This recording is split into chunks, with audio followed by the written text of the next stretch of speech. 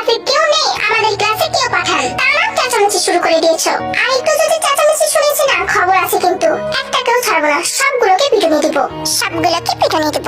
আবার কি কথা বলছে? এই বলে জাঙ্কুক তের দিকে রাগি লোকে তাকিয়ে সেখান থেকে তো চলে যায়। তাকিয়েছে দেখো, যারা চোখ দিয়ে গিলে খেয়ে ফেলবে, কেমন একটা। তে তো এদিকে জাঙ্কুকের গোষ্ঠী উদ্ধার করছিল, অন্যদিকে জাঙ্কুক ক্লাসে যেতে যেতে বলছে, আমার কাছে খুব শখ শোনার না যে আমি তোমাকে ভালোবাসি কিনা, আজকে তোমাকে সব শোনাব। তোমাকে আমি ফার্স্টের দিনে বলেছি ছেলেদের সাথে কথা বলবে না, কথা বলো তো বলো, আবার ডলাডলিও করো।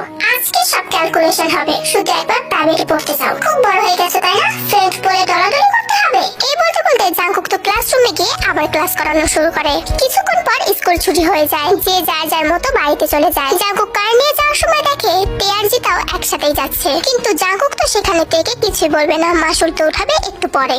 জাঙ্কুক বাসে যেতে যে স্টুডেন্টদের পড়ার সময় হয় তার আগের সময় সব স্টুডেন্টদের ফোন দেয়, দিয়ে বলে যে আজকে ওর শরীরটা ভালো নেই, তাই আজকেও পড়াবে না। ড্যানিকে যখন ফোন দিয়েছিল তখন ড্যানি বলেছিল যে ওকে তেকে বলে দেবে, তখন জাঙ্কুক বলে তেকে না বলতে, কারণ তের আম্মুকেও নিজেই বলে দেবে। এভাবে তো জাঙ্কুক সবগুলো স্টুডেন্টকে আসতে মানা করে।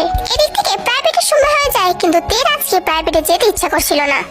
আজকে যাবই না, আজকে কি মনে হচ্ছে আর কখনো যাব না, পরীক্ষাটা শেষ হলে বাঁচি, ওই স্যারটার কাছ থেকে আর পড়তে যেতে হবে না। যত সব মিথ্যাবাদী একটা স্যার। কিরেতে রেডি হচ্ছিস না কেন, প্রাইভেট পড়তে যাবি না? দেখো আম্মু, আজকে আমার একটু ভালো লাগছে না, আমি যাবো না। তাড়াতাড়ি যা, তুই কিন্তু জিহপের সামনে বলেছিস যে তুই কখনো আর প্রাইভেট কামাই দিবি না, তো এখন কেন প্রাইভেট কামাই দিতে চাচ্ছিস? উফ আম্মু, প্রতিদিন তো যাই, একদিন না গেলে কি হবে, সবকিছু মাথার উপর চাপিয়ে দাও। বলছি তো আজকে যাবো না। তুই কথাটা বলতে না বলতেই ইয়ঞ্জনের ফোনটা বেজে ওঠে। স্ক্রিনে তাকিয়ে দেখে জাঙ্কুক ফোন দিয়েছে, কারণ পড়ার সময় হয়ে গেছিল, কিন্তু তে এখনো যায়নি। তে, তোর স্যার ফোন দিয়েছে, নে কথা বল। আমি কেন কথা বলতে যাবো? ফোনটা কি আমার নাকি? তোমার ফোন, তুমি কথা বলো। তখন ইয়ঞ্জন ফোনটা ধরলে ওদিক থেকে জাঙ্কুক বলে ওঠে, আরে তে কই, অনেক তো দেরি হয়ে গেল, ও কেন আসছে না পড়তে? আজকে একটা ইম্পর্টেন্ট চ্যাপ্টার পড়াবো, সবাই চলে এসেছে, সময় তো হয়ে গেল। একটু দেরি হয়ে গেছে, এখনই যাচ্ছে। আচ্ছা ঠিক আছে, আমি পাঠিয়ে দিই। বলে জাঙ্কুক সাথে সাথে ফোনটা কেটে দেয়, কারণ জাঙ্কুকের তো আজকে অনেক বেশি রাগ উঠে আছে তের উপর।